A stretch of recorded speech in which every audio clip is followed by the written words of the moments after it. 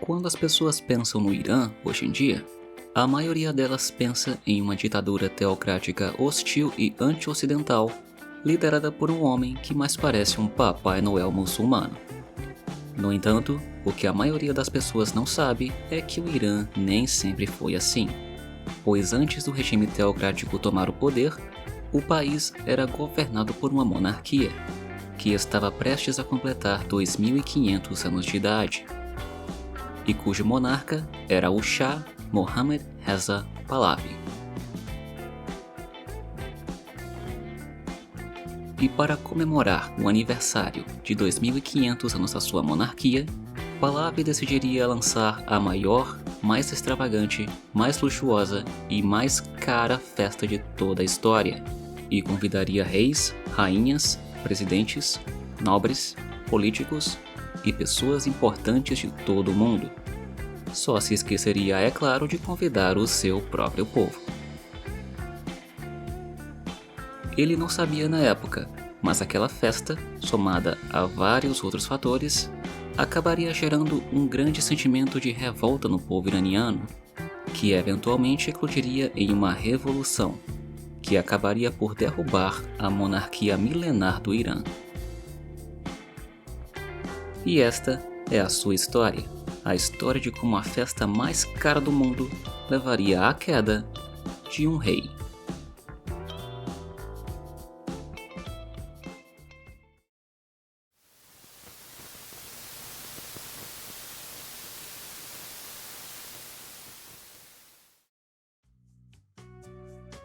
Durante a década de 1970, o Irã era uma monarquia liderada pelo Shah Mohammad Reza Pahlavi, que tinha chegado ao poder graças a um golpe de Estado patrocinado pelo Ocidente em 1953.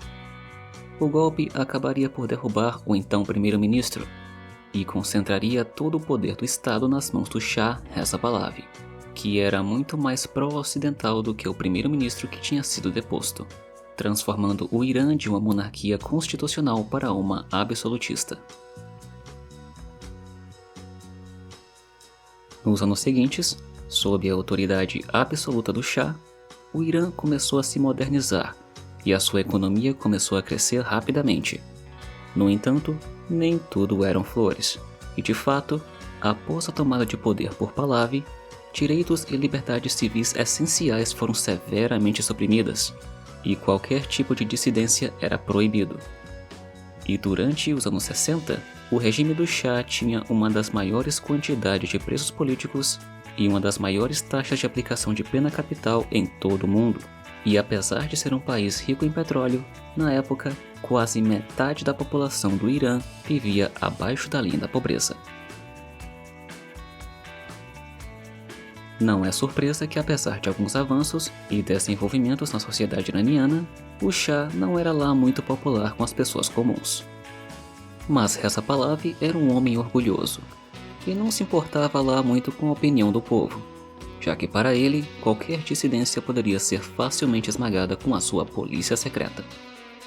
E um dia, graças à sua enorme vaidade, orgulho e talvez um pouco de megalomania, Pahlavi teve uma, entre aspas, grande ideia: usar os limitados recursos materiais e financeiros do seu país e dar a maior e mais cara festa que o mundo já viu, e convidar apenas a elite da elite mundial, excluindo totalmente o seu próprio povo, que serviria apenas para bancar os custos exorbitantes da sua festa. Na sua mente, Pahlavi acreditava que essa festa serviria para melhorar a imagem e a reputação do Irã no cenário internacional, e mostraria ao mundo a grande civilização e país que o Irã já foi, assim como mostrar os seus planos de retornar o seu país aos tempos de glória. E a data escolhida para a realização do evento seria em outubro de 1971, no aniversário de 2.500 anos do Império Persa.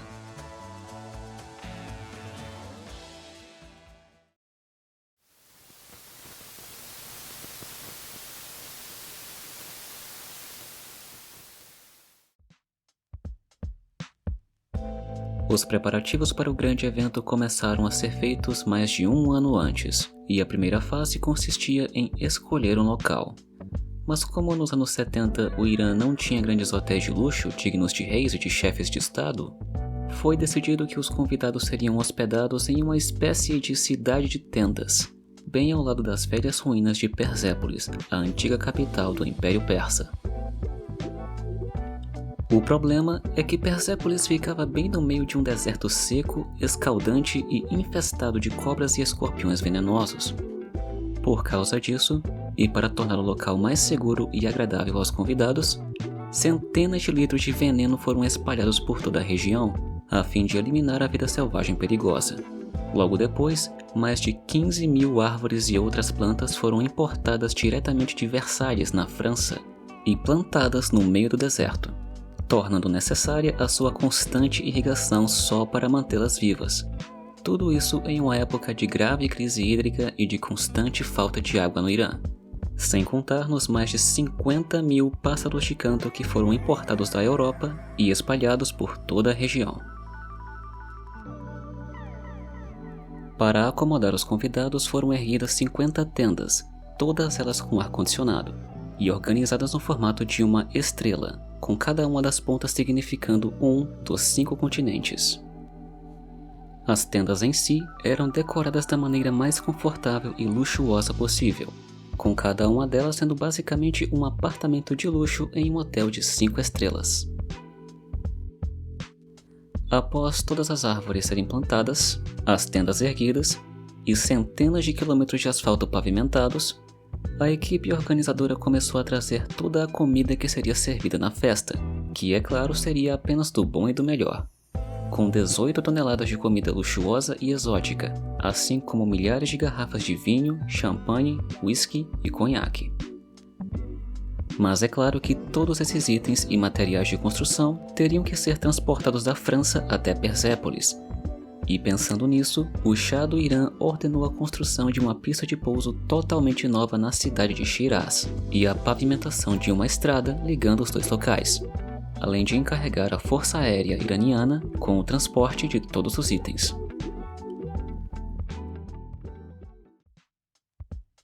Com tantos líderes e chefes de estado juntos em um só lugar, a segurança recebeu prioridade máxima, já que na época o Shah Reza Pahlavi já era bastante impopular com seu povo, e a ameaça de um ataque terrorista era real.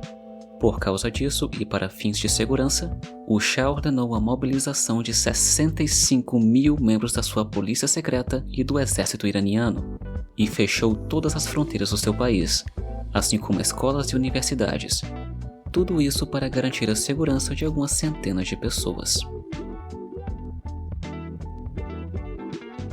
Não se sabe exatamente quanto tudo isso custou, mas as fontes da época estimam o custo total da festa entre 100 e 200 milhões de dólares, que ajustado para a inflação de 2025, ficaria entre 787 milhões e 1 bilhão 575 milhões de dólares. Uma enorme quantidade de dinheiro hoje em dia, e verdadeiramente exorbitante para o Irã dos anos 70. E finalmente, após centenas de convites enviados e centenas de milhões de dólares gastos em publicidade e preparativos, o Shah estava finalmente pronto para realizar a sua tão sonhada festa.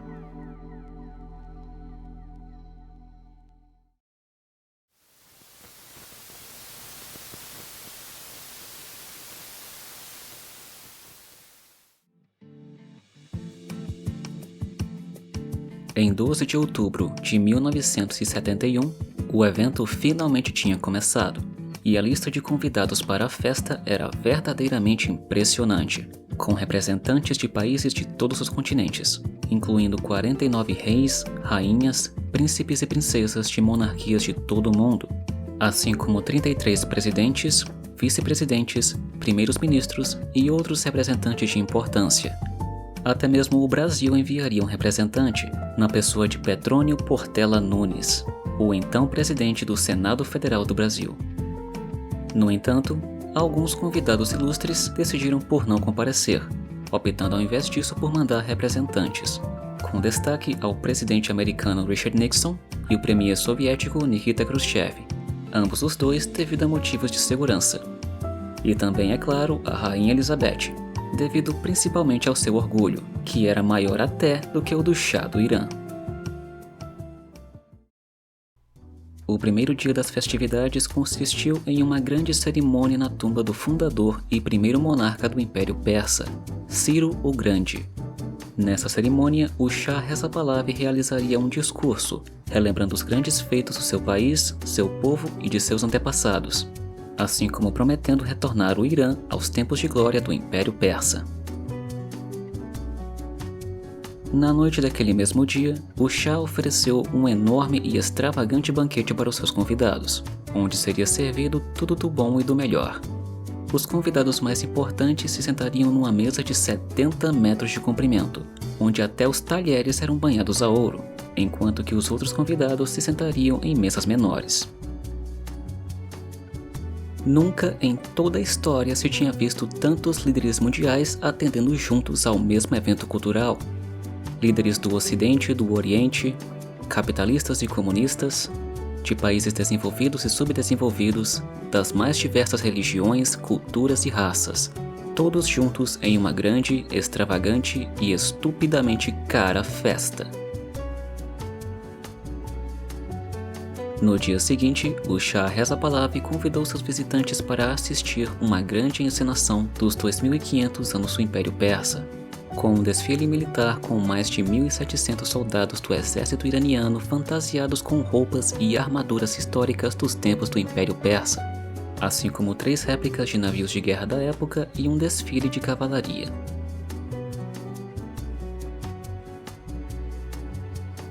Após o desfile, mais um grande banquete seria realizado, e a festa finalmente chegaria ao seu fim com um grande show de fogos de artifício.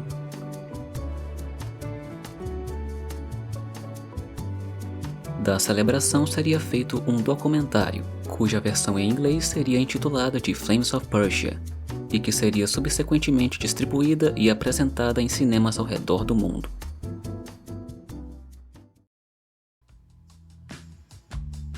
Após o fim das festividades, tanto o Irã quanto o Shah foram alvos de grande atenção midiática, com muitos jornais comentando na grandiosidade e no luxo de todo o evento, ao mesmo tempo em que criticavam Reza Pahlavi pelos extremos custos da festa, chamando o Shah de vaidoso, superficial, arrogante e até de corrupto. No final das contas, a festa agradou bastante os convidados do Shah, mas desagradou e revoltou profundamente um certo grupo de pessoas, que foi obrigado a bancar toda aquela festa sem nem sequer ser convidado. Eu estou falando, é claro, do povo iraniano.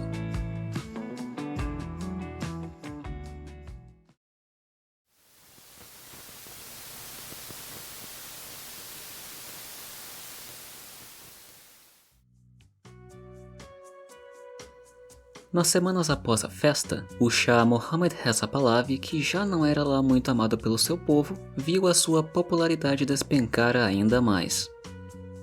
Para o povo do Irã, o seu rei vivia em uma luxuosa bolha e só se importava em manter as aparências e cuidar da sua própria vaidade, tudo às custas do seu próprio povo, cujo quase metade vivia em situação de miséria. Começava então a crescer um grande sentimento de revolta na sociedade iraniana. A pessoa que mais se beneficiou disso tudo foi Ruhollah Khomeini, mais conhecido como Ayatollah Khomeini.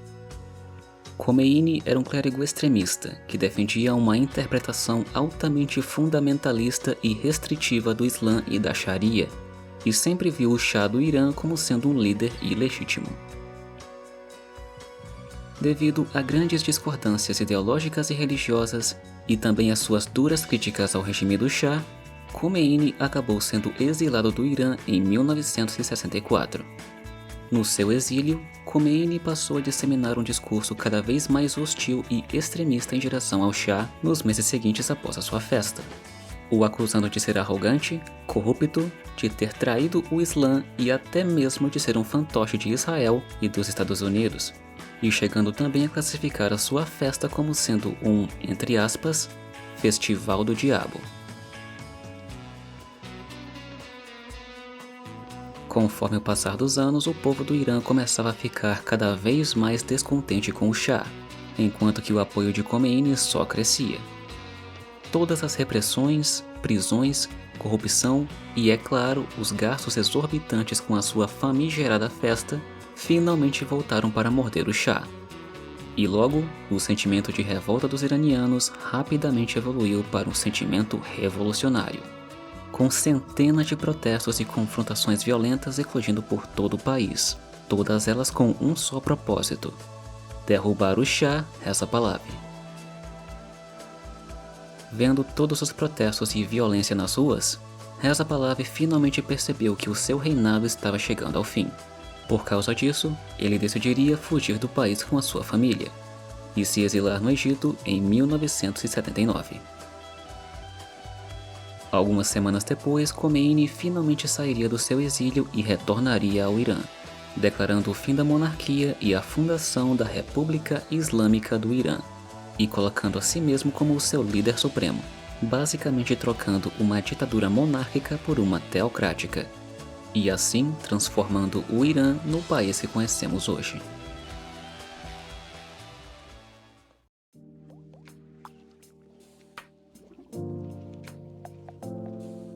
Eu sei. Toda essa história de como uma festa ajudou a derrubar uma monarquia de 2.500 anos de idade realmente é bastante inusitada. Mas nos ensina também uma grande lição: a de que não importa o quão rico e poderoso um homem seja, o excesso de vaidade sempre será a sua ruína. Uma lição que Reza Pahlavi infelizmente aprendeu tarde demais. E é por isso que Pahlavi, a sua festa e as suas lições garantiram o seu lugar nos livros de história.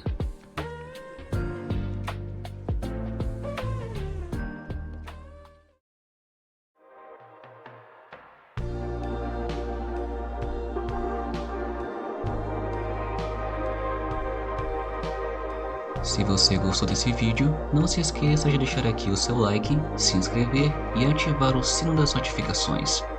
Obrigado por assistir e até o próximo vídeo.